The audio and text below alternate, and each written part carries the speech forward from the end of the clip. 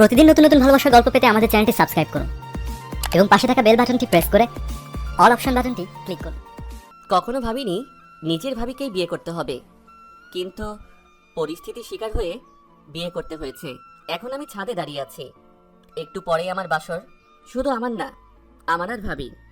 এখন তো ভাবি না, বউ। কিন্তু আমার চিন্তা হচ্ছে নীলাকে নিয়ে, আমার গার্লফ্রেন্ড, যাকে আমি প্রথম দেখায় ভালোবেসে ফেলেছিলাম। আর তারপর প্রেম। নীলা তো আমাকে তার জীবনের চেয়েও বেশি ভালোবাসে। নীলাকে এখন কি বলবো? নীলা কি মেনে নিবে সেটা? কি রে, এখনো দাঁড়িয়ে আছিস? রুমে যা।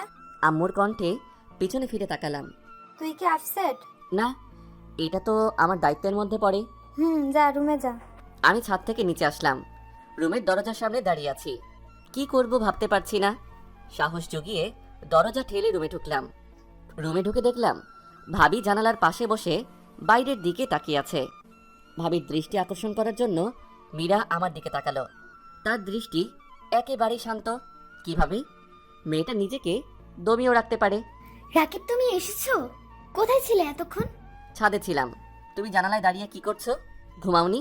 না, কি করে ঘুমাই বলো? আমি কিছু বললাম না। আচ্ছা রাকিব, আমার সাথে এমন কেন হলো? কি দোষ করেছি আমি? কেঁদো না প্লিজ। তোমার জীবনটাও নষ্ট করে দিলাম। তুমি এখন নীলাকে কি জবাব দিবে? ভাবিকে আমি নীলার কথা শেয়ার করতাম। এতে তোমার কোনো দোষ নেই। তুমি নিজেকে দোষারোপ করো না প্লিজ। ভাবি কেঁদেই চলছে, কাঁদবে না প্লিজ। যাও ঘুমিয়ে পড়ো, অনেক রাত হয়েছে। হুম। ভাবি বিছানায় গুটিসুটি মেরে শুয়ে পড়ল। আমি জানালার পাশে দাঁড়ালাম। ভাবিকে তো খুব ভালো করে সান্ত্বনা দিলাম। এখন নিজেকে শান্ত করি কি করে? নীলা আমাকে প্রতারক ভাববে না তো? কি করব এখন? কি করার আছে আমার? জানালার পাশে দাঁড়িয়ে নীলার কথাই ভাবছিলাম। নীলা কি আমাকে প্রতারক ভাববে? কি করতে পারি আমি এখন? হঠাৎ কাঁধে কারো হাতের স্পর্শ অনুভব করলাম। পিছনে ফিরে তাকিয়ে দেখলাম জান্নাত। নীলার কথা ভাবছিলে? আমি মাথা নাড়ালাম। এখনো ঘুমাওনি? না, আমার ঘুম তো সেদিনই চলে গেছে, যেদিন থেকে নিশান নিখোঁজ। আজ 4-5 দিন থেকে নিখোঁজ। অনেক খোঁজাখুঁজির পরও পাওয়া যায়নি। জানি না কোথায় আছে ভাইয়া। আমি কিছু বললাম না। জানালার দিকে হয়ে বাহিরের দিকে তাকিয়ে রইলাম। আমাকে নীলার সাথে দেখা করিয়ে দিতে পারবে? আমি ভ্রু কুচকালাম। কেন? ভয় পেও না, আমি কিছু করব না। নীলাকে বুঝিয়ে বলবো। নীলা কি জানে? জানে না, হয়তো জেনে গেছে। ও, চিন্তা করো না, আমি বুঝিয়ে বলবো। তুমি আমাদের দেখা করিয়ে দিও। হুম। তারপর কিছুক্ষণ নীরবতা। তুমি ভাইয়াকে খুব ভালোবাসতে, তাই না ভাবি? ভাবি শুধু আমার দিকে তাকালো। চোখের পানিগুলো শেষ হয়ে গেছে। ভাইয়া নিখোঁজ হওয়ার পর ভাবি পুরো পাগল হয়ে যাচ্ছিল। আস্তে আস্তে স্বাভাবিক হয়েছে। প্রতিদিন রাতেই কাঁদতো বোধ হয়। সকালে চোখ দেখে বোঝা যেত। তোমার আর নীলার মাঝে আমি বাধা হয়ে দাঁড়ালাম, তাই না? না না, এটা তো তোমার কোনো দোষ নেই। এই সময় তোমাকে সাপোর্ট দেওয়া খুবই জরুরি, যেটা আমার দায়িত্ব। তুমি তো নীলাকে ভালোবাসো, তাহলে আমাকে বিয়ে করতে রাজি হলে কেন? আমি কিছু বললাম না। তুমি চুপ থাকলেও আমার সেটা অজানা নেই। আমি প্রশ্নসূচক দৃষ্টিতে তাকালাম। আম্মুর কথায়। এটা একটা কারণ অবশ্য। আম্মু জান্নাতকে নিজের মেয়ে হিসেবে ধরে নিয়েছে। আর ভাইয়া তো কিছু হয়নি, তাহলে ভাবিকে তার আব্বুর বাসায় যেতে হবে কেন? কিন্তু ভাইয়াকে তো খুঁজেও পাওয়া যাচ্ছে না। তাই ভাবিকে এখানে রাখার জন্য এটাই একমাত্র কার্য, আমার সাথে বিয়ে দেওয়া। আর এমন সময় ভাবির সাপোর্ট প্রয়োজন। ঠিক বললাম। তবে তবে কি? ভাবি প্রশ্নসূচক দৃষ্টিতে তাকিয়ে আছে আমার দিকে। আরও একটি কারণ আছে। আমি যেটা ভাবছিলাম সেটাই কি? তুমি কি ভাবছিলে? আমার অনাগত সন্তানের জন্য। আমি মাথা নাড়ালাম। জান্নাত প্রেগনেন্ট, 4-5 মাসের হবে। জান্নাত কিছুক্ষণ আমার দিকে তাকালো। তারপর জানো রাকিব, তুমি অনেক ভালো। কি জানি, হয়তো। আমি ভেবেছিলাম তুমি আমার উপর বিরক্ত, কিন্তু তুমি আমাকে খুব ভালোভাবেই সাপোর্ট দিচ্ছ।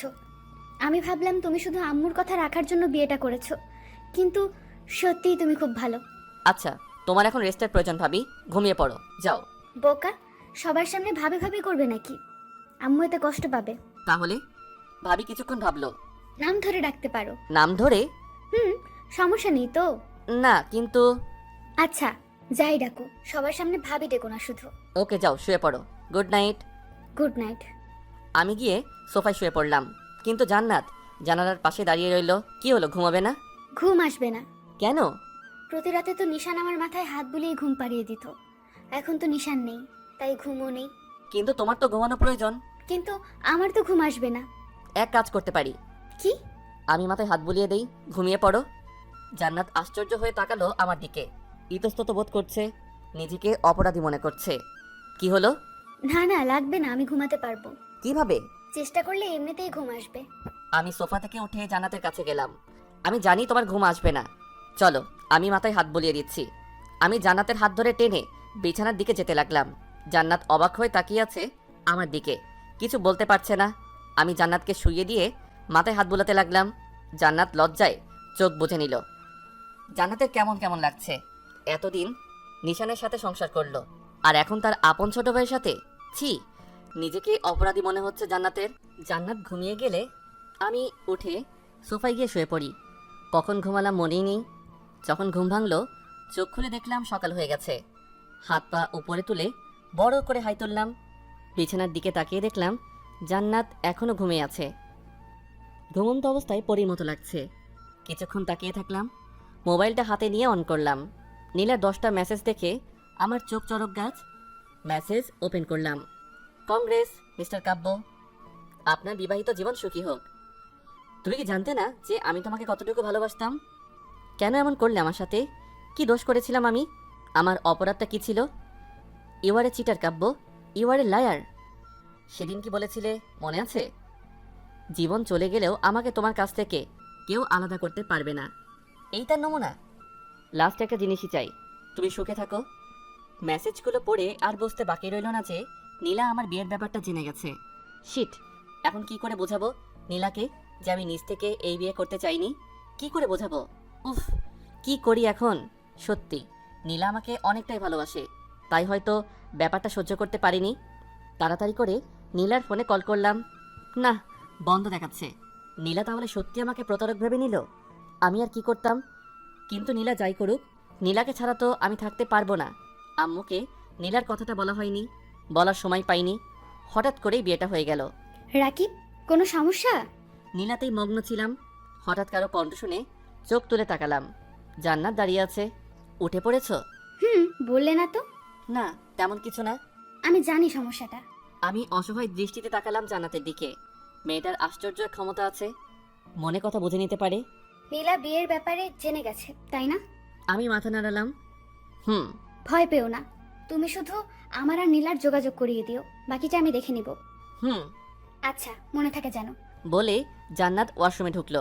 ফ্রেশ হয়ে বেরিয়ে এলো। ফ্রেশ হয়ে নিচে আসো। বলে জান্নাত নিচে চলে গেল। আমি বুঝি না মেয়েটা আমার কেয়ার করছে না আমি মেয়েটার কেয়ার করছি। ফোনটা হাতে নিয়ে নীলার ফোনে আরেকবার ট্রাই করলাম। না, সংযোগ বন্ধ দেখাচ্ছে। এই মেয়েটাও না একটুতে অভিনয় করে ফেলে, কিন্তু এই ব্যাপারটা তো একটু না অনেক বড়ই। কারো ভালোবাসার মানুষের অন্য কারোর সাথে বিয়ে হয়ে গেলে কেউই স্বাভাবিক থাকে না। নীলাকে নিয়ে প্রচুর টেনশন হচ্ছে। আমার এমন কর্মকাণ্ডে অনেক কষ্ট পেয়েছে মেয়েটা। এসব ভাবতে ভাবতেই ওয়াশরুমে ঢুকলাম। জান্নাত নিচে নেমে এলো। খুব অস্থির লাগছে নিজেকে। রাতে একটু ঘুমাইনি। ভেবেছিল আমি ঘুমিয়ে পড়েছি, কিন্তু আমি ঘুমাইনি। কি করে ঘুমাবে জান্নাত? এতদিন যার স্পর্শে ও ঘুমের দেশে তলিয়ে যেত, এখন তো সেই নেই। তাহলে জান্নাত ঘুমোবে কি করে? নিশান কি আর ফিরে আসবে না? যদিও আসে, তাহলে শুনে যদি ওর ছোট ভাইয়ের সাথে আমার বিয়ে হয়েছে, তখন কি ভাববে? নিশ্চয়ই খারাপ ভাববে। জান্নাত ভাবে ওর জন্যই ওর ভালোবাসাকে হারাতে চলেছে। নিজেকে কঠোর শাস্তি দিতে ইচ্ছে হচ্ছে জান্নাতের। যে করি হোক, নীলা রাকিবের ভালোবাসা সহজ করে দিতে হবে, সমস্যার সমাধান করতে হবে। আমি ফ্রেশ হয়ে একটা শার্ট পরে নিচে নামলাম। বাসাটা বেশ উৎসব মুখর, তেমনটা না হলেও একমত আর কি। যতই হোক, ছোট ছেলের বিয়ে। নিচে নামতেই দেখলাম জান্নাত আর আম্মুর মধ্যে কথোপকথন চলছে। কি রে মা, এত তাড়াতাড়ি ঘুম ভেঙে গেল? ছোট্ট করে উত্তর দিল জান্নাত। আম্মু জান্নাতের থুতনি ধরে মুখটা উঁচু করে ধরলেন। তুই কিন্তু আমাকে প্রমিস করেছিলি নিজেকে শক্ত রাখবি, নিশানের কথা ভেবে কষ্ট পাবি না। তাহলে তুমি কাঁদছো কেন আম্মু? আমার ছেলেটা এখন কোথায় আছে কে জানে। আম্মু, তোমার যেমন কষ্ট হচ্ছে আমারও তেমনি কষ্ট হচ্ছে। তাহলে আমি নিজেকে সহজ করব কি করে বলো? আম্মু জান্নাতকে জড়িয়ে ধরে কেঁদে দিলেন। দুজনই কাঁদছে। আম্মু, রাকিবকে এসবের মধ্যে জড়ানোর কি দরকার ছিল? তোর মতো এত ভালো আর মিষ্টি মেয়েকে হারাতে চাই না, যে তাই। কিন্তু রাকিবের জীবন আর ভবিষ্যৎ যে নষ্ট করে দিলে। আমার বিশ্বাস এতে রাকিবের জীবন নষ্ট নয়, বরং আরো ভালো হবে, সুন্দর হবে। যার তোর মতো একটা বউ আছে তার জীবন নষ্ট হয় কিভাবে? জান্নাত নির্লিপ্ত দৃষ্টিতে তাকিয়ে আছে আম্মুর দিকে। আচ্ছা যা, এখন টেবিলে গিয়ে বস, আমি নাস্তা রেডি করাচ্ছি। আম্মু আমার দিকে আসলো। আমাকে দেখতেই মিষ্টি একটা হাসি দিলেন। ঘুম ভাঙলো তোর? হুম। যা টেবিলে যা। টেবিলের দিকে না গিয়ে একটু বাইরের দিকে গেলাম। নীলাকে ফোনে ট্রাই করলাম, দেখি পাই কিনা, কিন্তু না, এখনও সুইচ অফ দেখাচ্ছে। হঠাৎ করে আরেকবার ট্রাই করতেই ফোন ঢুকে গেল। 2-3বার রিং হওয়ার পর রিসিভও করলো। হ্যালো নীলা, হ্যালো নীলা, তুমি শুনতে পাচ্ছো? হ্যালো হ্যালো, তবু ওপাশ থেকে কোনো শব্দ আসছে না। আমি জানি এটা নেট প্রবলেমের কারণে হচ্ছে না, বরং নীলা নিজ থেকে কথা বলছে না। টুট টুট টুট, শিট, কেটে দিল। কি করে বোঝাই এই মেয়েকে যে আমি কতটা ভালোবাসি ওকে? সারা রাত কত কষ্টের মধ্যে কাটিয়েছি ওর জন্য। নীলা কি সেটা বুঝতে পারবে না কখনো? আরও কয়েকবার ট্রাই করলাম, রিং হচ্ছে, রিসিভ করছে না। 5-6বার কল করার পর যখন ধরলো না, তখন একটা মেসেজ করলাম, নীলা প্লিজ একটাবার ফোনটা রিসিভ করো, শুধু একটাবার প্লিজ। মেসেজ দেওয়ার কিছুক্ষণ পর আবার কল করলাম। এখন 2-3বার রিং হওয়ার পর রিসিভ করলো। হ্যালো, তুমি শুনতে পারছো? একটাবার কথা বলো প্লিজ। কিছুক্ষণ নীরব থাকার পর, কি আর বলবে তুমি? বাসরাতের গল্প শোনাবে, তাই না? প্লিজ কেঁদো না, আমার কথাটা শোনো প্লিজ। ওপাশে নীলা ফুপিয়ে ফুপিয়ে কাঁদছে। দেখো লক্ষ্মীটি, কেঁদো না প্লিজ। চুপ, একদম আমাকে ইমপ্রেস করার চেষ্টা করবে না। আচ্ছা, অন্ততপক্ষে কান্নাটা থামিয়ে আমার কথাটা শোনো। নীল কান্না থামালো, তবুও ফুপানো শোনা যাচ্ছে। নীলা, আমি এই বিয়েটা আমার নিজের ইচ্ছেতে করিনি। ও, ভালো কথা। তারপর? বিশ্বাস করো, আমি আম্মুর কথা রাখার জন্য এই বিয়েতে রাজি হয়েছি। বাহ, বেশ তো। বিয়ে করে ফেলেছো, অথচ বিয়েতে তোমার মতো ছিল না। গল্পটা বেশ মানিয়েছো। আগে তো তুমি বোকাশোকা ছিলে, এখন বেশ চালাক হয়ে গেছো। বিশ্বাস করো প্লিজ, আমি শুধু আম্মুর কথা রাখার জন্যই বিয়েটা করেছি। কাকে করেছি জানো? কাকে আবার? জান্নাত নামের একটা মেয়েকে। জান্নাতকে জানো? কে আবার? তোমার সাথে যার বিয়ে হয়েছে? আরে চুপ করো। নীলা কোনো কথা বলল না, তবে কান্নার বেগ বাড়তেই থাকলো। জান্নাত আমার ভাবি, আমার বিয়েটা ভাবির সাথে হয়েছে। মানে? মানে ভাবি প্রেগনেন্ট, আর ভাইয়া 4-5 মাস থেকে নিখোঁজ। এই সময় ভাবিকে সাপোর্ট দেওয়া জরুরি। ভাইয়ার নিখোঁজ হওয়ায় ভাবি একেবারে ভেঙে পড়েছিল। তাই আম্মু আমাকে বিয়ের কথা বললে আমি মানা করতে পারিনি। মানা করতে চেয়েছিলাম, কিন্তু আম্মু কোনো কথা বলতে নিষেধ করেছিল। জান্নাতের সাপোর্টের জন্য তোমার আম্মু তোমাকেই বেছে নিল, আর কাউকে পেল না? আর তুমিও থই থই করে বিয়ের জন্য রাজি হয়ে গেলে? নীলা, বোঝার চেষ্টা করো, আমি আম্মুর চাপে বিয়েটা করেছি। সেটা তো বুঝলাম, কিন্তু কাল রাতে যে তোমাদের বাসর রাত ছিল। আরে চুপ করো, কিসের বাসর রাত? তার মানে তোমাদের মাঝে কিছু হয়নি? না। আমি বিশ্বাস করি না। তোমরা ছেলেদের সামনে একটা বিয়ে করার বউ থাকবে আর তোমরা কিছু করবে না, এটা অসম্ভব। আচ্ছা, তোমার যদি বিশ্বাস না হয় তাহলে তুমি জান্নাতের সাথে দেখা করতে পারো। না মানে? কাল তোমার সময় হবে? যদি সময় থাকে তাহলে কফি শপে এসো, জান্নাতের সাথে মিট করলেই বুঝতে পারবে। আচ্ছা, এখন রাখি। ফোনটা কেটে দিলাম। যাক, এখন একটু শান্তি পাচ্ছি। নীলার সাথে কথা বলতে পারলাম। ঘরে ঢুকে দেখলাম জান্নাত দাঁড়িয়ে আছে, আর কয়েকজন প্রতিবেশী আন্টি বসে আছেন। এরা এখানে কেন? কি মতলব এসেছে কে জানে। তোমার কপাল ভালো, এক ভাইকে খাওয়ার পর তার ছোট ভাইকে বর হিসেবে পেয়ে গেছো। এমন অলক্ষণে মেয়ে আমি জীবনে দেখিনি। নিজের স্বামীর মৃত্যু ডেকে আনলো, আর এখন আবার অন্যজনের বউ হয়ে আছে। তাদের কথা শুনে রাগে আমার মাথায় আগুন জ্বলছে। এদের এগুলো ছাড়া আর কোনো কাজ নেই নাকি? ভাইয়া নিখোঁজ, এটা জান্নাতের কি দোষ? আর জান্নাত তো এই বিয়ে করতে চায়নি, আম্মুই ওকে প্রমিস করিয়ে বিয়েতে রাজি করিয়েছে। এইসব মেয়েদের এই একটাই কাজ, এক ভাইকে শুষে নিয়ে এখন আবার আরেক ভাইয়ের ঘাড়ে চেপে বসেছে। আমি জান্নাতের দিকে তাকালাম। মেয়েটা নিশ্চুপ হয়ে দাঁড়িয়ে আছে, চোখ দিয়ে টপ টপ করে পানি পড়ছে। পাশে আম্মুও নেই। আমি এগিয়ে গেলাম। কি সমস্যা আপনাদের? হ্যাঁ, আমাদের আবার কি সমস্যা বাবা? এই তো নতুন বউ দেখতে এলাম। একটু আগে কি যেন বলছিলেন? এক ভাইকে শুষে নিয়ে আরেক ভাইয়ের ঘাড়ে চেপে বসেছে। কে কাকে শুষে নিয়েছে? হ্যাঁ, ভাইয়া নিখোঁজ, এতে জান্নাতের কি দোষ? আর ও অলক্ষণে হলো কিভাবে? ওর কারণেই কি ভাইয়া নিখোঁজ হয়েছে নাকি? ভাইয়া নিখোঁজ হয়েছে, এখানে জান্নাতের দোষ কোথায় খুঁজে পেলেন আপনারা? আমি চিৎকার দিয়ে বলছিলাম কথাগুলো। আমার চিৎকারে সবাই এসে উপস্থিত হলো। এরকম মেয়েকে তো অপয়াই বলা ঠিক। স্বামীর নিখোঁজ হওয়ার 3-4 মাস হতে না হতেই অন্য আরেকজনকে বিয়ে করে বসলো। কি খারাপ স্বভাবের মেয়ে এরা। চুপ করুন, আর একটা খারাপ শব্দ বলবেন না জান্নাতকে। বিয়েটা ওর ইচ্ছেতে হয়নি, আম্মুর ইচ্ছেতে হয়েছে। আম্মু ওকে প্রমিস করিয়ে বিয়েতে রাজি করিয়েছেন, না হয় মীরা এই বিয়েতে রাজি হতো না। এমন মেয়েকে আপনারা অপয়া বলছেন যে স্বামীর নিখোঁজ হওয়ার খবরে দিনে 2-3বার জ্ঞান হারিয়েছে। এমন মেয়েকে আপনারা অলক্ষণে বলছেন যে গর্ভে সন্তান থাকা সত্ত্বেও তার পরোয়া না করে স্বামীর নিখোঁজ শোকে নিজেকে মৃত্যুর দিকে নিয়ে যাচ্ছিল। কেমন মহিলা আপনারা? জান্নাতের মতো পরিস্থিতি যদি আপনার মেয়ের হতো তাহলে এরকম বলতে পারতেন? আমাদের মেয়ে এরকম হতে পারে না। হতে পারে না? তাহলে আপনার মেয়ে বিয়ের 2 মাস পরে ডিভোর্স হয়ে এখন ঘরে বসে আছে কেন? এই আপনার মেয়ের ভালো নমুনা? সবাই তখন চুপ। জান্নাত আমার দিকে অপলক অবাক দৃষ্টিতে তাকিয়ে আছে। আমি জান্নাতের হাত ধরে উপরের দিকে টেনে নিয়ে যেতে লাগলাম। চলো জান্নাত। কয়েক সিঁড়ি উঠে আমি আম্মুর দিকে তাকিয়ে বললাম, ওনাদের যেন আর বাড়ির আশেপাশেও না দেখি। বলে রুমের দিকে পা বাড়ালাম। যাওয়ার সময় আম্মুর চোখের দিকে তাকিয়ে দেখলাম আম্মুর চোখে পানি চিকচিক করছে। এটা হয়তো আনন্দ অশ্রু। জান্নাতকে নিয়ে রুমে আসলাম। রাগ এখনো আমার মাথায় চড়ে আছে। জান্নাত আস্তে আস্তে আমার কাছে এলো। খামোখা আন্টিদের সাথে ঝগড়া করলে কেন? ওরা তো ঠিকই বলেছিলেন। চুপ। কি ঠিক বলছিল ওরা? হ্যাঁ, এই যে আমি অলক্ষণে, অপয়া। একদম চুপ। এরকম কথা আর মুখ আনলে মুখ সেলাই করে দিব। কে বলেছে তুমি ওরকম? যত সব আজগুবি কথাতে বিশ্বাস করো তোমরা মেয়েরা। জান্নাত কিছুক্ষণ আমার দিকে তাকিয়ে থাকলো। তুমি আসলেই ভালো। জানি আমি। সকালের নাস্তাও তো করনি। তুমি বসো, আমি নাস্তা নিয়ে আসছি। একটু নড়বে না। আজ থেকে তোমার কাজ করা বন্ধ। মানে? হ্যাঁ, তুমি বসো, আমি নাস্তা নিয়ে আসছি। জান্নাত বসে বসে ভাবতে লাগলো, রাকিব আসলে খুব ভালো। খুব ভালোর থেকে আরও বেশি ভালো। বোঝা যাচ্ছে খুব কেয়ার নিবে জান্নাতের। এই মুহূর্তে জান্নাতের নিশানের কথা মনে পড়ছে। এখন যদি নিশান থাকতো তাহলে কত কিছুই না করতো। জান্নাত প্রেগনেন্ট শুনলে খুশিতে আটখানা হয়ে যেত। জান্নাত পেটে মাথা লাগিয়ে বাবুর সাথে কথা বলতো, কত পাগলামি করত। যদিও জান্নাতের বাবুটা এখনো অনেকটাই ছোট, যার শুধুমাত্র অস্তিত্বই আছে। আমি নিচে আসলাম। নাস্তা নিয়ে উপরে উঠতে যেতেই আম্মু বলল, এমনভাবেই মেয়েটার পাশে থাকিস, হারিয়ে যেন না যায় মেয়েটা। অপ্রস্তুত হাসি দিলাম। রুমে এসে দেখলাম জান্নাত কি যেন ভাবছে। উফ, তুমি আবার চিন্তায় মগ্ন? তোমার না চিন্তা করা মানা? জান্নাত আমতামতা করে বলল, আসলে কোনো আসলে টাসলে নাই। এখন খাওয়া শুরু করো। জান্নাতের মুখের দিকে এগিয়ে দিল খাবার। জান্নাত তাকিয়ে থাকলো আমার দিকে। কি হলো নাও? জান্নাত কিছু না বলে খাবারটা মুখে নিল। জান্নাতকে খাইয়ে দিতে লাগলাম। আমি নিজেও খেতে লাগলাম। নীলা তোমার সাথে দেখা করতে চাই, সকালে কথা হয়েছিল। জান্নাত খাচ্ছিল, খাওয়া বন্ধ করে দিল। আমার দিকে তাকালো। ও কখন?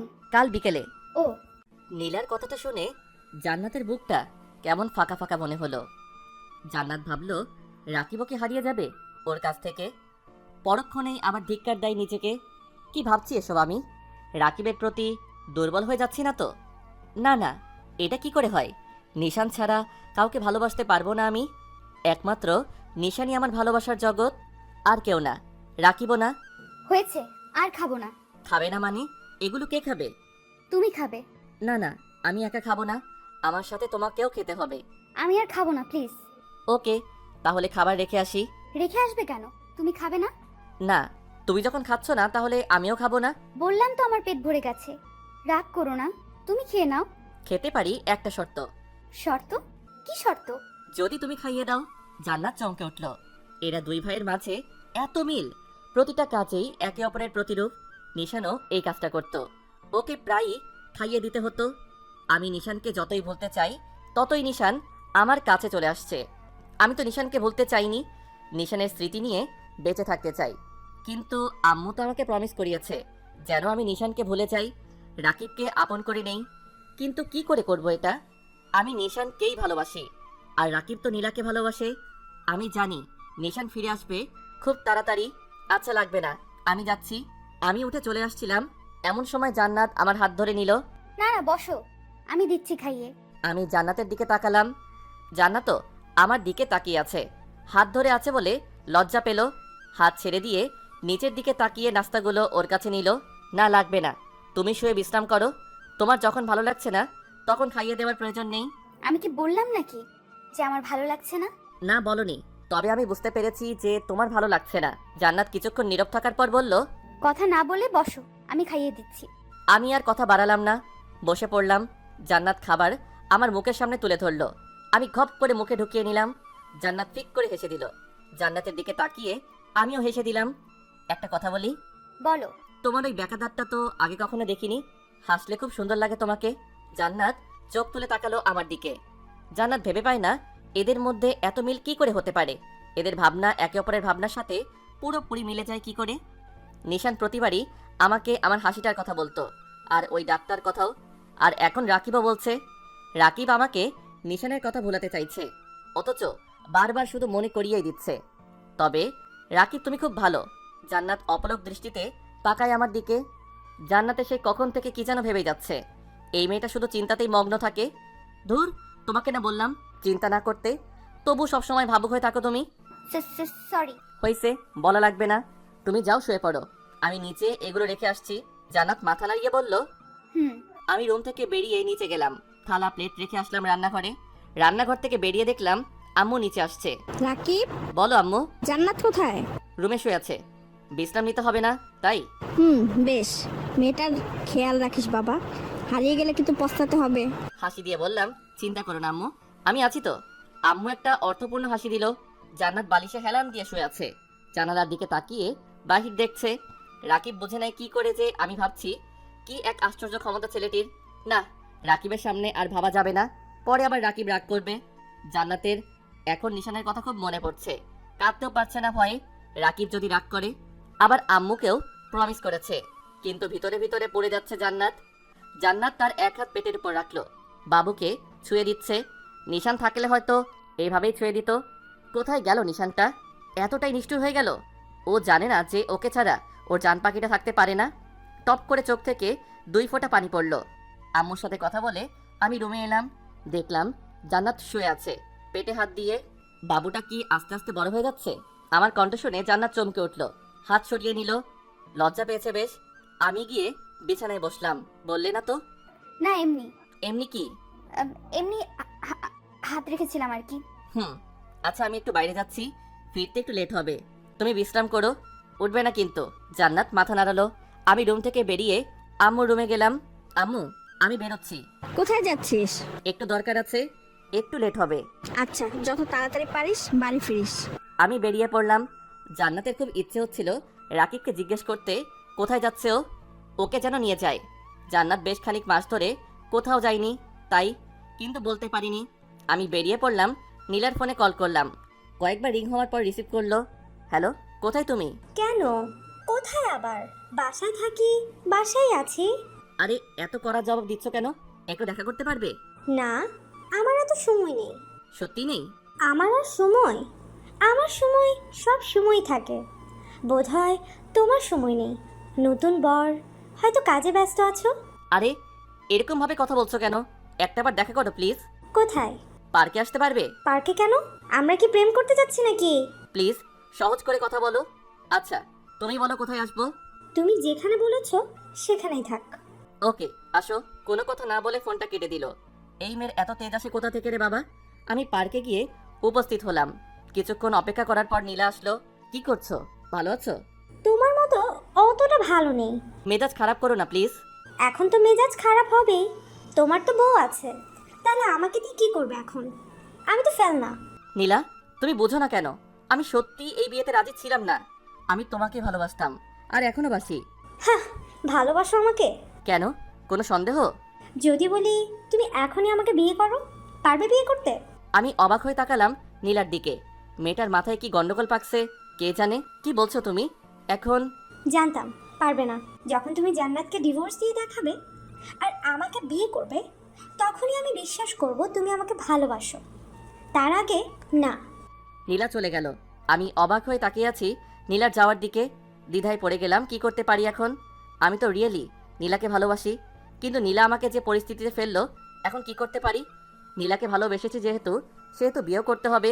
কিন্তু এদিকে জান্নাত, আমার যা মনে হচ্ছে জান্নাতকে আমি একটু স্বাভাবিক করতে পেরেছি, কিন্তু এখন যদি এমন কিছু করি তো জান্নাত ভেঙে পড়বে। যদিও ও আমার জন্য দুঃখ করবে না, তবুও আমি ওর বন্ধু। নীলাকে কি হারিয়ে ফেলবো? না, এটা হতে পারে না। আমি নীলাকে ভালোবাসি, তাই নীলার দেওয়া শর্ত আমি মেনে নিতে রাজি। বাসায় ফিরলাম, খুব কষ্ট হচ্ছে। নীলা এমন করতে পারলো? কি করে বের হই এই গোলকধারা থেকে? একদিকে জান্নাত আমার বিয়ে করা স্ত্রী, একদিকে প্রেমিকা নীলা আমার ভালোবাসা। জান্নাতকে ডিভোর্স দিলে আম্মু আর জান্নাতও কষ্ট পাবে। আম্মুর সিদ্ধান্ত ছাড়া তো কিছুই করতে পারবো না, আর নীলাকে ছাড়া তো আমি অসম্পূর্ণ। বাসায় ফিরে সোজা রুমে গেলাম। জান্নাত রুমে নেই। কোথায় গেল মেয়েটা? বলেছিলাম বিশ্রাম করতে, আর উনি কোথায় যে গেল? আম্মু রুমের দিকে গেলাম।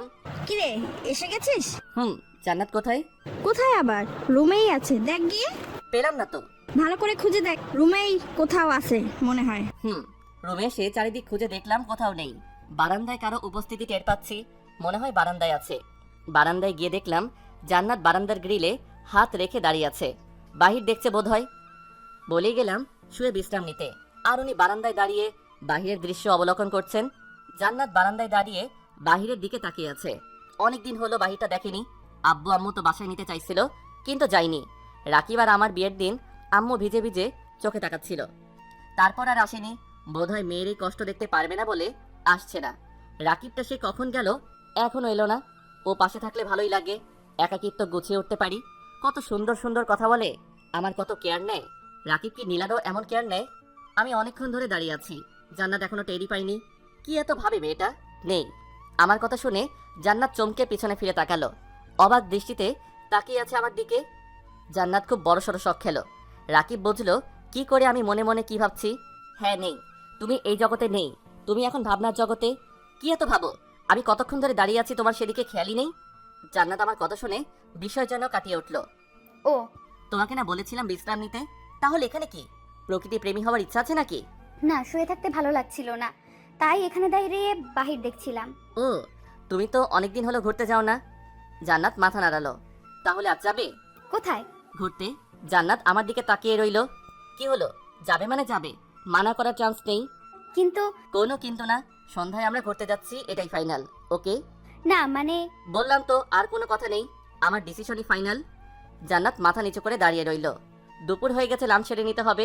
একটু আগেই না খেলাম সকালের নাস্তা, তো এখন আবার খাবো কি করে? কেন হাঁ করে খাবে? জান্নাত হেসে দিল। তারপর, সন্ধ্যায় যাচ্ছ তো? মানা করতে বারণ করলে তো, তাহলে তো যেতেই হবে, তাই না? Good girl. গুড গার্ল না ছাই? কিছু বললে? না তো। ও, আমি নিচে গেলাম। আম্মু আর রহিমা খালা তখন খাবার রেডি করছে। আব্বু অফিস থেকে বাসায় এসেছে লাঞ্চের জন্য। আমি নিচে যেতেই, কিরে বৌমা কোথায়? উপরে আসছে। ও, তা মেয়েটাকে একটু বাইরে ঘুরিয়ে নিয়ে আয়, মনটা ভালো হবে। হ্যাঁ আব্বু, সন্ধ্যায় ঘুরতে যাব ভাবছিলাম। ও, খুবই ভালো কথা। গাড়ি নিয়ে সারা শহর ঘুরে আসিস বৌমাকে নিয়ে। জান্নাত রুমেই আছে, ভাবুক হয়ে বসে আছে। রাকিব বুঝে নিল যে ও ঘুরতে যেতে চায়। কি করে? আশ্চর্য। কিন্তু আমার যাওয়াটা কি ঠিক হবে? যদি না যাই তাহলে তো রাকিব রাগ করবে। কি করি, যেতেই তো হবে। নিশানটা যে কেন এমন করলো আমার সাথে? আজ তো রাকিবের বদলে নিশানের সাথে ঘুরতে যাওয়ার কথা ছিল, কিন্তু নিয়তি সেটা হতে দিল না। নিশানের বদলে রাকিবকে ঠিক করেছে নিয়তি। কিন্তু রাকিবকে আমি কি করে মানা করি? ও তো মানা করতেও বারণ করেছে। যাক, এসব কথা এখন নিচে যাই, না হয় ও নিজে উপরে এসে যাবে। জান্নাত রুম থেকে বেরিয়ে নিচে চলে গেল। জান্নাতের জন্য অপেক্ষা করছিলাম। জান্নাত সিঁড়ি দিয়ে নিচে নামলো। জান্নাতকে দেখতেই আব্বু স্নেহপূর্ণ একটা হাসি দিল। গুড। দুপুরে আম্মু আব্বুর কথায় আমরা হেসে উঠলাম। আমরা জানি আব্বু জান্নাতকে হাসানোর জন্য বলেছে এটা। জান্নাতরা ঠিক করে হেসে দিল। শুভ নুন। আম্মু তো হাসতে হাসতে গড়াগড়ি খাচ্ছে। জান্নাত আর আব্বুর কথাবার্তার ধরন দেখে। কেমন কাটলো আজ দিনটা? ভালো কেটেছে আব্বু। সন্ধ্যায় আরো ভালো কাটবে। সন্ধ্যায় তুমি আর রাকিব বেড়াতে যাবে। জান্নাত আমার দিকে তাকালো। জান্নাত হয়তো ভাবিনি আমি আব্বু আম্মুকে বলবো ব্যাপারটা। আচ্ছা, এখন আয় বস, খেয়ে নে আম্মু। জান্নাত আমার পাশে বসলো। গল্প করতে করতে খাবার খেয়ে নিলাম। আব্বুও অফিসে চলে গেল। আব্বুকে টিফিন সাথে দিলেও বাসায় খেতে আসে। সে নাকি একা একা খেতে পারে না, সবার সাথে খেতেই নাকি মজা। সন্ধ্যা হয়ে গেছে। আমি রুমে গিয়ে দেখলাম জান্নাত আলমারিতে কি যেন খুঁজছে। কি খুঁজছো? শাড়ি? জান্নাত ঘুরে দেখলো, আমি মাথা নাড়ালো। পছন্দ হচ্ছে না? না। আমি চুজ করে দিচ্ছি। শাড়িগুলো উল্টে পাল্টে দেখলাম, একটা সাদা শাড়ি পছন্দ হলো। আমি জান্নাতের দিকে এগিয়ে গেলাম। এটা এটা পরলে তোমাকে সাদা পরীর মতো লাগবে। কি হলো? না কিছু না। আমি একটা নীল শার্ট প্যান্ট পরে রেডি হয়ে নিলাম। রুম থেকে বেরিয়ে গেলাম। নীলাকে কল করতে হবে, না জানি মেয়েটা কি করছে। আমাকে শক্ত শক্ত কথা বললেও আমি জানি ও নিজে কষ্ট পেয়েছে। কল দিলাম কিন্তু রিসিভ করছে না। কিছুক্ষণ পর মোবাইলটা সুইচ অফ দেখাচ্ছে। শিট, মোবাইলটা বন্ধ করে দিয়েছে। জান্নাত অবাক হচ্ছে, এরা দুই ভাই পছন্দ এক হয় কি করে? চলাফেরাও এক। নিশান ঠিক একই কথা বলতো, সাদা শাড়ি তোমাকে সাদা পরীর মতো লাগবে। নিশানও সাদা শাড়িটাই পছন্দ করত। আমি নিচেই ছিলাম, জান্নাতের জন্য অপেক্ষা করছিলাম। জান্নাত যখন নিচে নামলো, আসলেই জান্নাতকে সাদা পরী লাগছে। এত সুন্দর মেয়েটা। জান্নাত নিচে নেমে যখন দেখলো আমি তাকিয়ে আছি, তখন একটু লজ্জা পেল।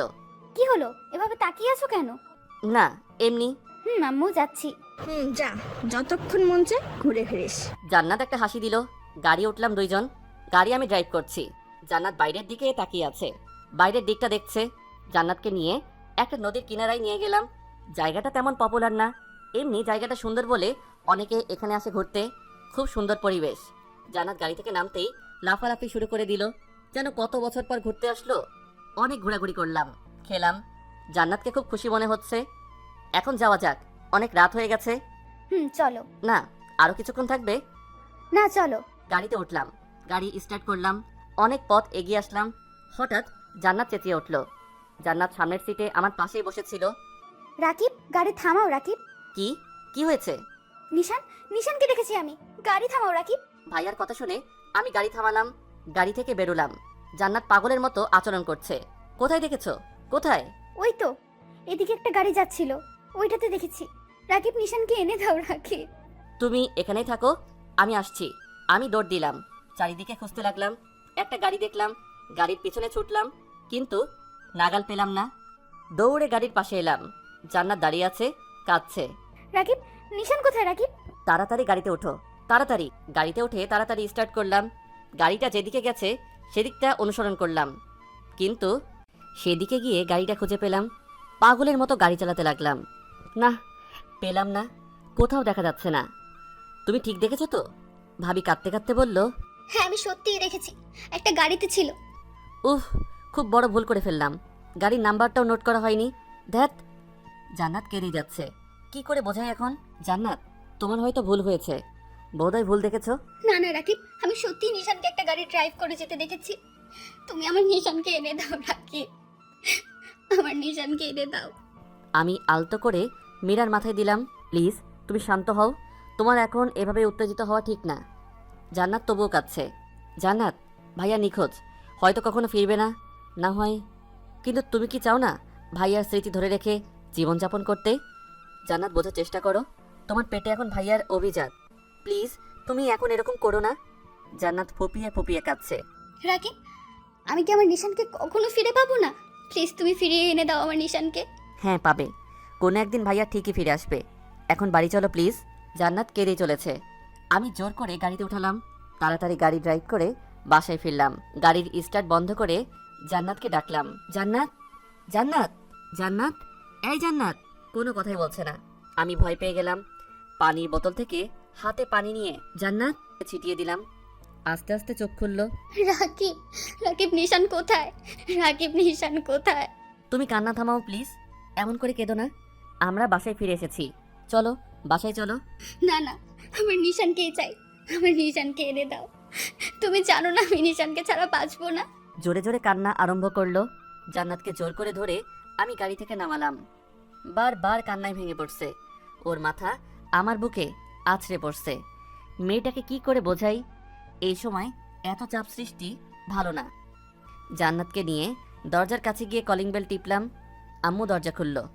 জান্নাতকে কাঁদতে দেখে হকচকিয়ে গেলেন। এ কি, জান্নাতের এই অবস্থা কেন? জান্নাত কাঁদছে কেন রাকিব? আম্মু, আগে জান্নাতকে নিয়ে রুমে যাও, পরে আমি সব বলছি। আম্মু জান্নাতকে ধরে নিয়ে গেল রুমে। পিছনে পিছনে আমিও গেলাম। আম্মু বিছানায় শুইয়ে দিল জান্নাতকে। জান্নাত কাঁদতে কাঁদতে অস্থির হয়ে যাচ্ছে। আমি পাশে গিয়ে বসলাম। জান্নাতের মাথায় হাত বুলাতে বুলাতে বললাম, শান্ত হও প্লিজ, আর কেঁদো না, এরকম করো না তুমি। জান্নাত তবুও কাঁদছে। আম্মু, তুমি যাও, আমি জান্নাতকে ঘুম পাড়িয়ে আসছি। আম্মু জান্নাতের মাথায় হাত বুলিয়ে চলে গেলেন। আমি জান্নাতের মাথায় হাত বুলাতে লাগলাম। জান্নাত কাঁদছে তো কাঁদছেই। চোখ বন্ধ করো, চোখ বন্ধ করো প্লিজ। আমি নিজে জান্নাতের চোখ বন্ধ করালাম, মাথায় হাত বুলিয়ে দিতে লাগলাম। আমি স্পষ্ট দেখতে পাচ্ছি জান্নাত ফোপাচ্ছে। অনেকক্ষণ মাথায় হাত বুলিয়ে দিলাম। মেয়েটা ঘুমিয়ে পড়েছে, কাঁদতে কাঁদতে ক্লান্ত হয়ে গেছে। আমি আলতো করে উঠে পড়লাম, লাইট নিভিয়ে নিচে গেলাম। আম্মু পায়চারি করছে। আমাকে দেখেই এগিয়ে এলো। রাকিব, রাকিব, জান্নাতের কি হয়েছে? আম্মু জান্নাত ভাইয়াকে দেখেছে। আম্মু ধর পড়িয়ে তাকালো আমার দিকে। সত্যি? কোথায় আছে এখন? আমার ছেলে ভালো আছে তো? আম্মু তুমি শান্ত হও, কাঁদছো কেন? কোথায় দেখছিস তোমরা? নিশান এখন কোথায় আছে? তুই ওকে বাড়িতে নিয়ে আসিসনি কেন? আর ও বাড়িতে আসেনি কেন? আম্মু, আম্মু শান্ত হও। ভাইয়াকে আমি দেখিনি। জান্নাতি আমাকে বলল যে পাশের একটা গাড়িতে ভাইয়া ছিল। আমিও চারিদিকে গাড়িটিকে খুঁজতে লাগলাম, কিন্তু কোথাও পেলাম না। আম্মু কেঁদে দিল। আমার ছেলেটা এখন কোথায় আছে কে জানে? যেখানেই থাকুক না কেন, আল্লাহ যেন তাকে সুস্থ রাখেন। আমি আম্মুকে জড়িয়ে ধরে সান্ত্বনা দিলাম। আম্মু, জান্নাত যখন দেখেছে ভাইয়াকে, তখন ভাইয়া এই শহরেই কোথাও আছে। তুমি চিন্তা করো না, আমরা খুঁজে বের করব ভাইয়াকে। আম্মু মাথা নাড়ালো, তবে কেঁদেই যাচ্ছে। আমি তো আম্মুকে সান্ত্বনা দিলাম, কিন্তু ভাইয়াকে এখন খুঁজবো কোথায়? কোথায় আছে ভাইয়া? এখন রুমে যাই, জান্নাতকে গিয়ে দেখে আসি মেয়েটা কি করছে কে জানে। রুমে গিয়ে দেখলাম জান্নাত এখনো ঘুমিয়ে আছে, কাচুমাচু হয়ে শুয়ে আছে। আমি গিয়ে ওর মাথার পাশে বসলাম, মাথায় হাত বুলিয়ে দিতে লাগলাম। আমি জান্নাতের মুখের দিকে তাকিয়ে আছি। কি আছে ওর মুখে যেটা আমাকে টানছে ওর দিকে? এত মায়াবী মেয়েটা। জান্নাতের প্রতি আমি আকৃষ্ট হয়ে পড়ছি। কিছুক্ষণ জান্নাতের মাথায় হাত বুলিয়ে দিলাম, তারপর বারান্দায় গেলাম। নীলার ফোনে ট্রাই করছি, কিন্তু ফোন রিসিভ করছে না। ধ্যাত, ফোন ধরছে না কেন? আরেকবার ট্রাই করে দেখি। কয়েকবার রিং হওয়ার পর ফোন রিসিভ করলো। কি সমস্যা? ফোন ধরছো না কেন? সমস্যাটা আমার না, তোমার।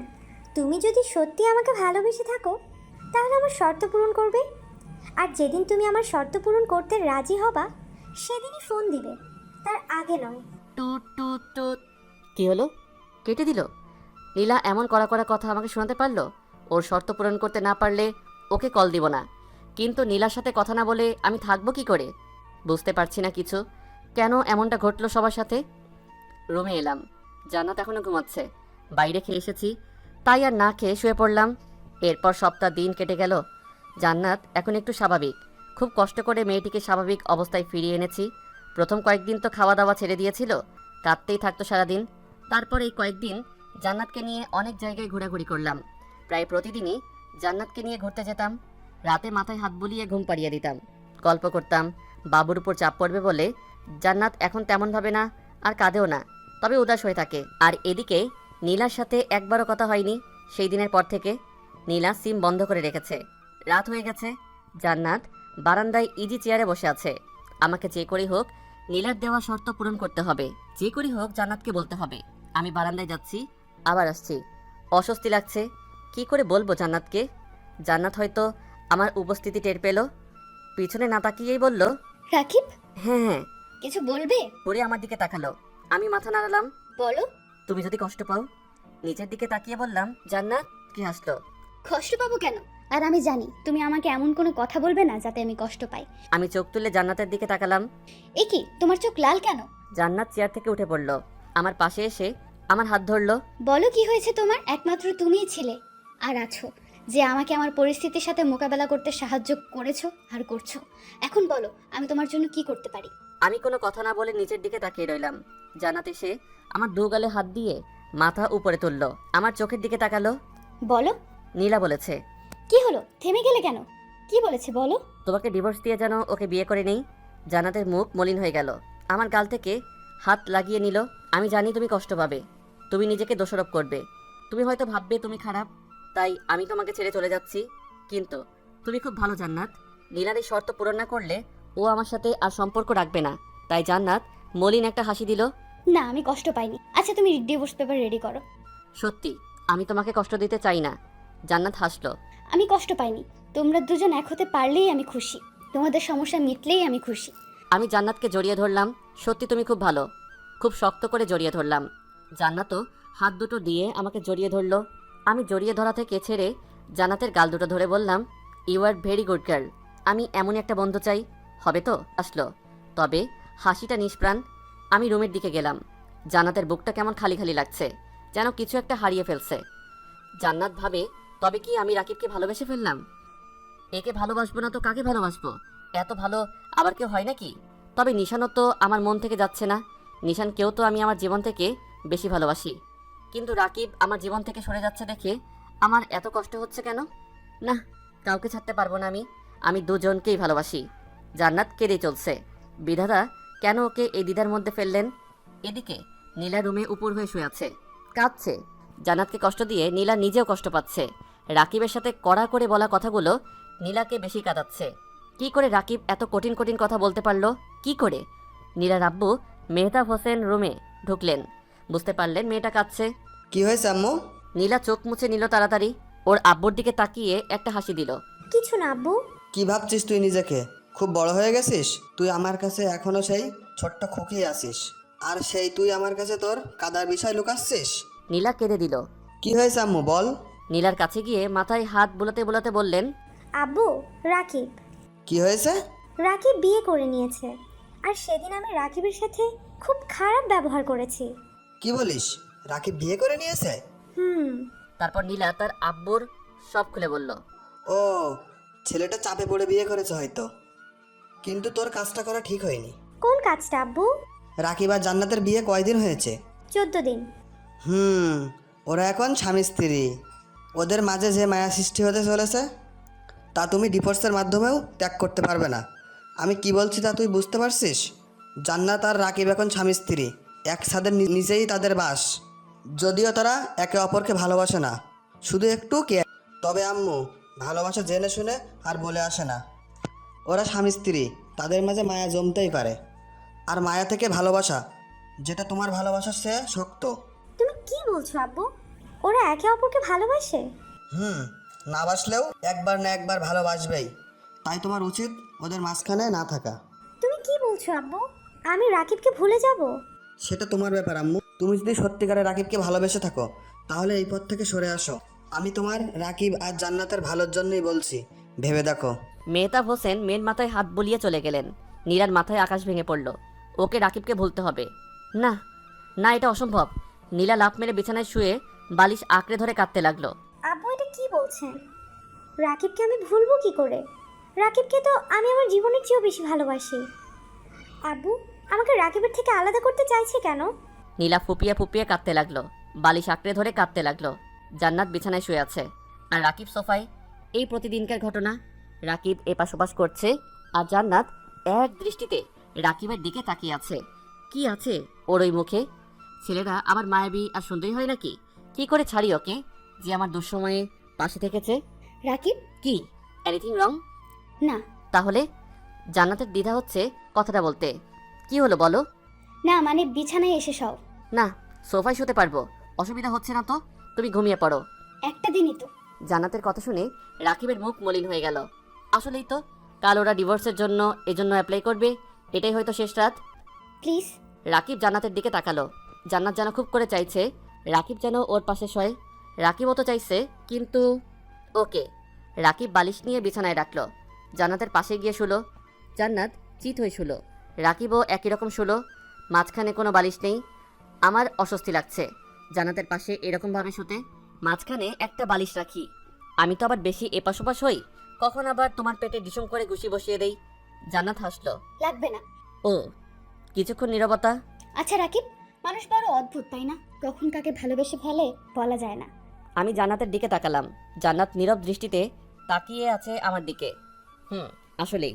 একটা কাজ করবে? কি? আমার পেটে একবার হাত রাখবে?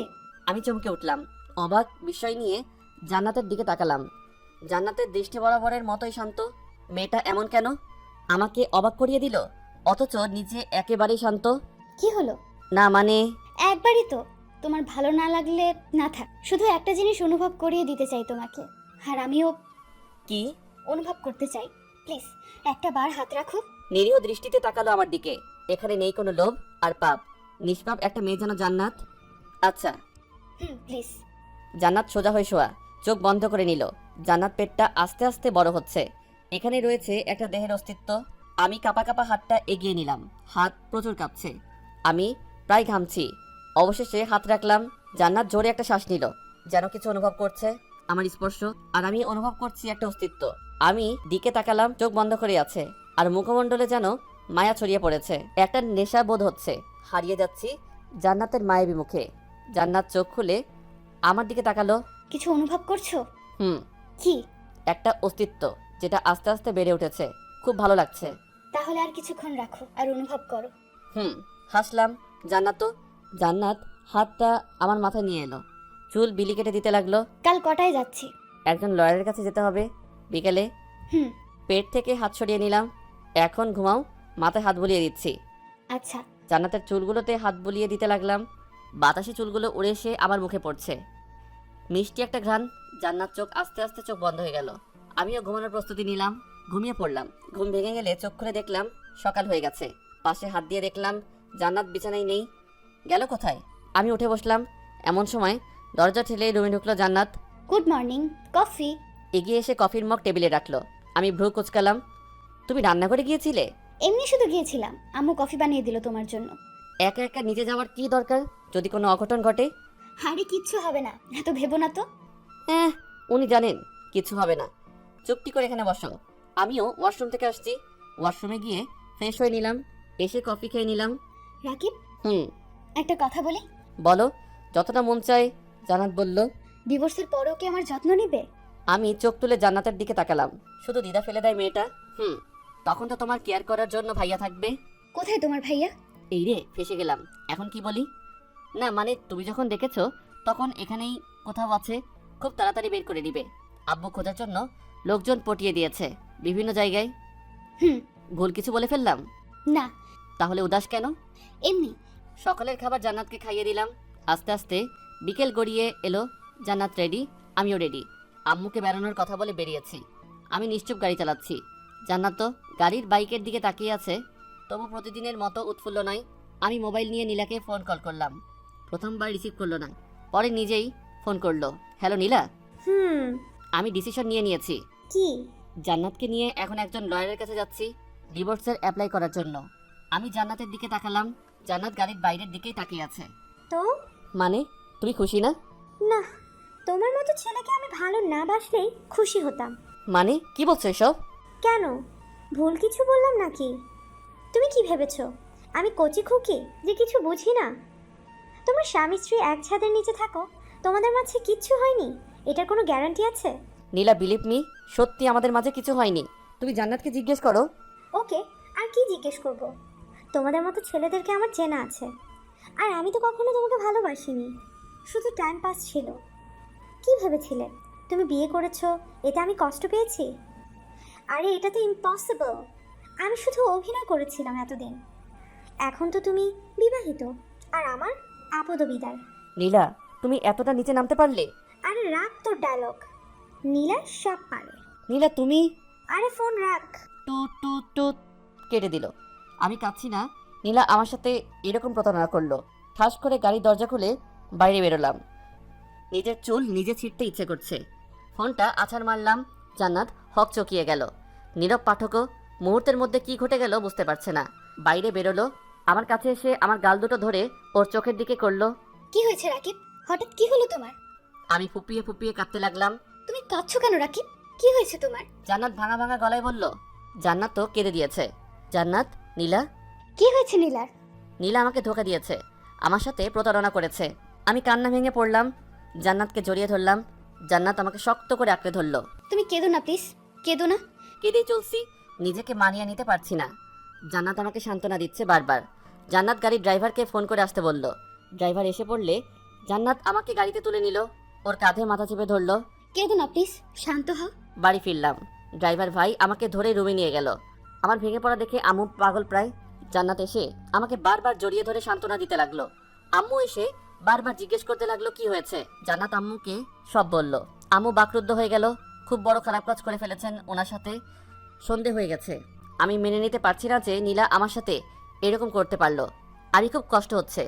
জান্নাত বারবার আমাকে সান্ত্বনা দিচ্ছে। জান্নাত নিজের হাতে খাবার খাইয়ে দিল। রাতে আমার মাথায় হাত বুলিয়ে ঘুম পাড়িয়ে দিল। এখন অনেকটাই স্বাভাবিক আমি জান্নাতের কারণে। জান্নাত নিজেই আমার কেয়ার করে এখন। আম্মু আমার দিকে অপরাধের দৃষ্টিতে তাকালো। সেদিন তোর সাথে খুব খারাপ কাজ করে ফেললাম রে রাকিব। আম্মু প্লিজ, তুমি নিজেকে দোষারোপ করো না। যে চলে যাবে তাকে যেতে দিতে হয়। আর নীলা তো আমাকে ভালোবাসেনি, তাহলে এরকমভাবেই দিনগুলো কাটছিল। এখন মাঝে মাঝে ঘুরতে যাই জান্নাতকে নিয়ে। রাকিব এখন একটু স্বাভাবিক হয়েছে। ছেলেটা একেবারে ভেঙে পড়েছিল, এখন বারান্দায় বসে আছে। আমিও গেলাম। রাকিব, কি? না মানে সেদিন আমরা ডিভোর্সের জন্য যাচ্ছিলাম, তাই না? তো না মানে তুমি তো চাও আমাদের ডিভোর্সটা হোক। সেদিন তো চাইনি, তাহলে? তুমি ডিভোর্স চাও তো কালই যাব আমরা লয়ারের কাছে। রাকিব রেগে গিয়ে উঠে বারান্দা থেকে চলে যাচ্ছিল। আমি জোর করে ধরলাম। প্লিজ তুমি রাগ করো না, আমি তো শুধু। ছেড়ে দাও আমায়, কেউ ভালোবাসে না আমাকে। ছেড়ে দিতে চাও তো আমাকে? ওকে চলে যাও, ছেড়ে যেতে পারো। রাকিব শান্ত হও প্লিজ, ওটা তো তুমি। হ্যাঁ বলেছিলাম, তাই বলে এখন তুমিও চাও সেটা? ছেড়ে দাও আমায়, আমি জানি কেউ আমাকে ভালোবাসে না। আমি জোর করে রাকিবকে বিছানায় বসালাম। ছেলেটা কাঁদছে, ওর মাথাটা আমি বুকে রাখলাম। আমি কি খুব খারাপ? কে বললো তুমি খারাপ? তাহলে ছেড়ে চলে যেতে চাও কেন? সরি, আর বলবো না। এই কান ধরলাম, এবার হাসো। জান্নাতকে নিয়ে বেড়াতে এলাম পার্কে। একটা বেঞ্চে বসেছিলাম। হঠাৎ ভাইয়ার মতো কাউকে চোখে পড়লো। আমি এগিয়ে গেলাম। পিছনে গিয়ে কাঁধে হাত রাখলাম, পিছনে ফিরতেই আমি চমকে উঠলাম। ভাইয়াকে দেখেই আমি জড়িয়ে ধরলাম। ভাইয়া, তুই এতদিন কোথায় ছিলি? তুই জানিস তোকে কত খুঁজেছি? আমি কেঁদে দিলাম। ভাইয়া, ও আমাকে জড়িয়ে ধরলো। সরি রে, বাসায় যেতে পারলাম না আমি, শুধু জান্নাতকে একটা জবার দেওয়ার ভয়ে। এতদিন কোথায় ছিলি? সেদিন যখন বন্ধুর কার নিয়ে একটা কাজে যাচ্ছিলাম, তখন সেখানে যাওয়ার সময় আমি অ্যাক্সিডেন্ট করি, আর তারপর আল্লাহর অশেষ কৃপায় বেঁচে ফিরি। জান্নাত ভাইয়াকে দেখে কেঁদে দিল, গিয়ে জড়িয়ে ধরলো। কোথায় ছিলে এতদিন তুমি? এত কষ্ট কেন দিলে আমাকে? সরি জান্নাত, তোমাকে আমি কষ্ট দিতে চাইনি। মিশু, বলতে একটা মেয়ে এগিয়ে এলো, বেশ সুন্দর। সরি জান্নাত, আমাকে ক্ষমা করে দিও। আমি তোমাকে ভালোবাসতাম ঠিকই, কিন্তু এই মেয়েটাকে দেখছো, এই মেয়েটাই আমার জীবনটা বাঁচিয়েছে, সেবা করে সুস্থ করে তুলেছে। ওর ভালোবাসা আমি কিভাবে উপেক্ষা করি বলো? আমি মিশুকে ভালোবাসি। ভাইয়া নিচের দিকে তাকিয়ে আছে। জান্নাত পিছু হটতে লাগলো। আমি নীরব দর্শক, কি হতে পারে ভাবছি। জান্নাত নিজেকে সামলে নিল, আমার পাশে এসে হাত ধরে আমাকে এগিয়ে নিয়ে গেল। ধন্যবাদ মিস্টার নিশান, আপনি বেশ বড় দ্বিধার হাত থেকে বাঁচালেন আমাকে। আসলে রাকিব আমার স্বামী, আমি ওকে না আপনাকে ভালোবাসি তা নিয়ে দ্বিধায় পড়ে গেছিলাম। কিন্তু যদি কখনো আপনার সাথে দেখা পড়তো, তখন আমি রাকিবকেই বেছে নিতাম। আই রিয়েলি লাভ হিম। চলো রাকিব। আমাকে টেনে নিয়ে গাড়িতে উঠালো। আমি অবাক হয়ে তাকিয়ে থাকলাম। কি করছে জান্নাত? গাড়ি স্টার্ট করো। জান্নাত, কোনো কথা না। আমি গাড়ি স্টার্ট করলাম, সোজা বাড়িতে গেলাম। জান্নাত বাসায় গিয়ে সোজা রুমের দিকে গেল সিঁড়ি বেয়ে। আমিও গেলাম। বারান্দায় গিয়ে বাইরের দিকে তাকিয়ে থাকলো। এটা কি হলো জান্নাত? কেন, কি হলো? ভাইয়াকে তুমি রেখে চলে এলে, আর মিথ্যা বললে কেন? কোনটা? তুমি আমাকে ভালোবাসো? আসলে তুমি একটা গাধা, কোনটা মিথ্যা কোনটা সত্য তাও জানো। কথাটা সত্য। জান্নাত চলে গেল, তাই হিসাব মিলাতে গেলাম। কি বলে গেল জান্নাত? ওটির বাইরে দাঁড়িয়ে আছে, ভিতরে আমার জান্নাত। জান্নাতের প্রেগনেন্সির পেইন উঠেছে, প্রসব ব্যথা, হাসপাতালে নিয়ে এসেছি। আমি কান্নায় ভেঙে পড়লাম, বসে পড়লাম ওটির সামনে। আম্মু বারবার সান্ত্বনা দিচ্ছে আমাকে। আমি ভাবছি কি হবে আমার সাদা পরিটার। অতঃপর অপেক্ষার প্রহর শেষ হলো, ডাক্তার বেরিয়ে এলেন। আমার অবস্থা বুঝে আমি কিছু জিজ্ঞেস করার আগে বললেন, কংগ্রেচুলেশন, আপনার একটা মেয়ে সন্তান হয়েছে। আর জান্নাত? নাও দে আর সেভ। আমি খুশিতে ডাক্তারকে জড়িয়ে ধরলাম। ওটির ভিতরে ঢুকতেই জান্নাত আমার দিকে তাকিয়ে একটা হাসি দিল। আমি পাশে গিয়ে জান্নাতের হাত ধরলাম। তুমি হাসছো? জানো আমার কি অবস্থা হয়েছে? তোমার কষ্ট হয়নি তো? জান্নাত আমার হাত শক্ত করে ধরলো। তুমি পাশে থাকলে আমি কিছুতেই কষ্ট বা ভয় পাই না। আমার মাথা জান্নাতের মাথায় ঠেকালাম। শুধু বউকে নিয়ে থাকবে, মেয়েকে কোলে নেবে না? মুচকি হেসে মেয়েটাকে কোলে নিলাম। আচ্ছা, মেয়েটা আমার মতো হলো কি করে? জান্নাত রহস্যময়ী হাসি দিল। কিছুটা অজানা আর রহস্যের মধ্যেই থাকে, তবে ভুল কিছু ভাবিয়েন না।